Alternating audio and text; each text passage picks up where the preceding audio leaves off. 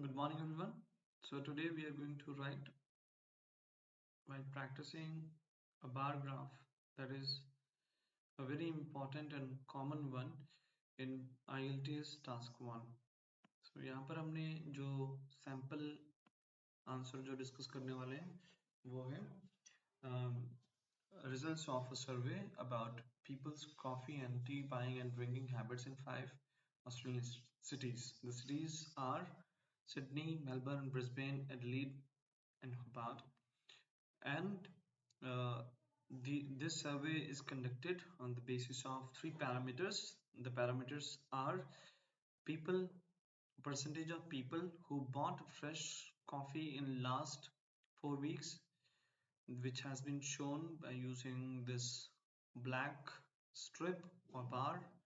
Then the next strip is of this one, showing a web design of the people who bought instant coffee in the last weeks, and then the gray bar is of those people, percentage of those people who went to a cafe for coffee or tea in the last 4 weeks. तो जैसा कि हम basically समझ पाए हैं, जो task one है वो हाईएस्ट और लोवेस्ट चीज़ें बताने के बारे में, हाईएस्ट एंड लोवेस्ट डेटा बताने के लिए.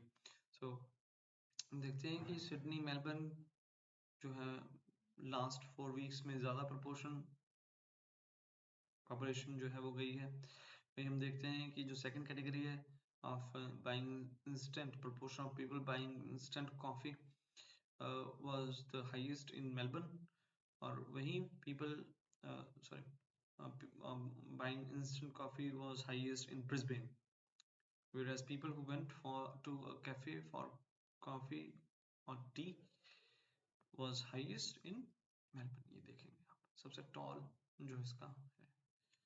So ये देखा आपने. तो मैं बेसिकली खुद क्या करता हूँ, मैं किसी भी IELTS टास्क वन को बेसिक क्वेश्चंस के अंदर जिसमें हम highest proportion of in different categories को हम जान लें, मैं ये करता हूँ, जो कि आप देख सकते हैं.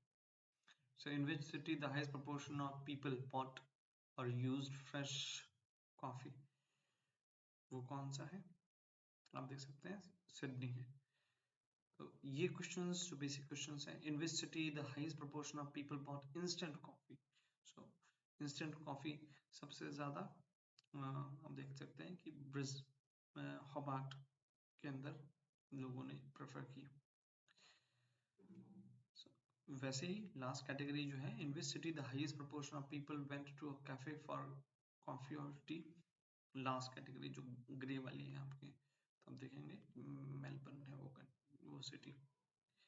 इस तरह से अब सैंपल आंसर देख लेते हैं, फिर आप कोशिश करें और खुद से लिखने की कोशिश करना. The given bar graph illustrates the percentage of residents coffee and tea purchasing and consuming habits in last 4 weeks in 5 different cities. Cities को आपने ब्रैकेट में मेंशन कर रखा है यहाँ पर, in Australia. Overall summary जो नजर आ रही है वो क्या है? It is evident that going to a cafe to have coffee or tea was the most common. आप इसको प्रेजेंट टेंस में भी लिख सकते हैं और पास्ट टेंस में भी लिख सकते हैं. ठीक है, तो क्यों प्रेजेंट टेंस में लिख सकते हैं? क्योंकि इसमें कोई ईयर मेंशन नहीं किया गया. आप देखेंगे अपनी जो टास्क है ना, हाँ, तो यहाँ पर कोई स्पेसिफिक ईयर मेंशन नहीं किया होता है, तो तभी आप प्रेजेंट सिंपल टेंस में यूज करें. तो यहाँ पर आपके पास में लिबर्टी रहती है प्रेजेंट और पास्ट टेंस दोनों यूज करने की. Additionally, the percentage of people buying instant coffee was always higher than those of uh, purchasing fresh coffee in all cities. So ये इसकी ओवरऑल समरी हो गई है. आप इसको अपने डायग्राम से टैली करके देखेंगे तो पता लग जाएगा इस तरह से. आप आते हैं main body paragraph 1. Main body paragraph में हम देखें इन terms of Sydney and Melbourne. कहाँ गए हमारी सिडनी एंड मेलबर्न? ये रहा सिडनी, ये रहा मेलबर्न. तो इन दोनों सिटीज के अंदर while the percentage of Sydney's people drinking tea or coffee at a cafe was about 61%, है ना, ये रहा 61%. definitely, comma, the figure for Melbourne was slightly higher at around 63%. तो यहाँ पर सिडनी और Melbourne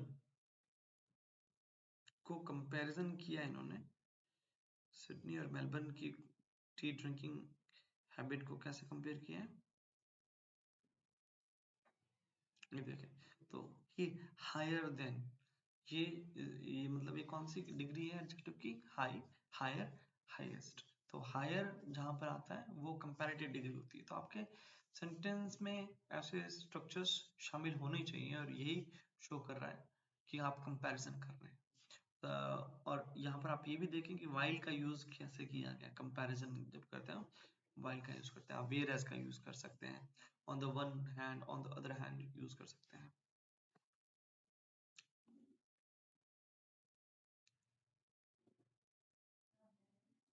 So, meanwhile, above 45% of citizens in Sydney and Melbourne had a habit of buying instant coffee, whereas the proportions of those purchasing fresh coffee in these two cities were around 44% and 43% respectively.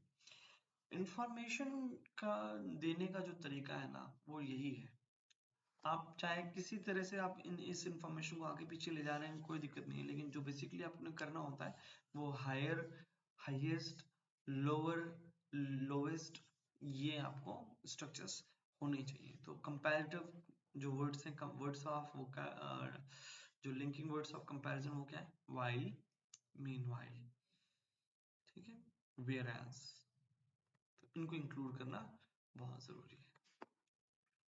वहीं next paragraph में देखें, so moving on to the remaining cities। अच्छा, ये जो लिखा गया है वो सिटी वाइज मेंशन कर रहा है, ठीक है, सिटीज को पहले टारगेट करके लिखे गए सेंटेंस हैं, जैसे कि in terms of Sydney and Melbourne, आ गया moving on to the remaining cities, having coffee or tea at a cafe accounted for the largest percentage of people in Hobart। Accounted for, accounted का मतलब included हो गया या contributed हो गया,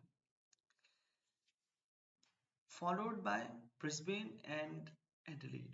followed by मतलब पहले होबार्ट जो है वो सबसे हाईएस्ट या लार्जेस्ट परसेंटेज कंट्रीब्यूट करता है किस कैटेगरी में, कॉफी और टी एट अ कैफे की कैटेगरी के अंदर। फॉलोड बाय उसके बाद में कौन आता है, ब्रिस्बेन आता है, ये देखें ब्रिस्बेन आया,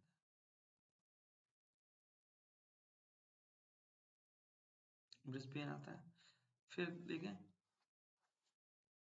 एंड एडिलेड, फिर आता है एडिलेड, इस तरह से, ऐसे ऐसे ऐसे। At the same time, around 53% of the people in Brisbane and Hobart chose to buy instant coffee, comma, compared to nearly 50% of those in Adelaide. Finally, a close similarity can be seen in the percentage of people buying fresh coffee in Brisbane and Adelaide at around 34%, comma, while Hobart's figure was higher at roughly 38%। तो ये आप देख सकते हैं यहाँ पर। तो ऐसे इस तरह की लैंग्वेज आपने लिखनी होती है, तो आप इसके लैंग्वेज को थोड़ा फॉलो करें और एक दूसरा टास्क मैं भेजता हूँ, आप वो भी करें।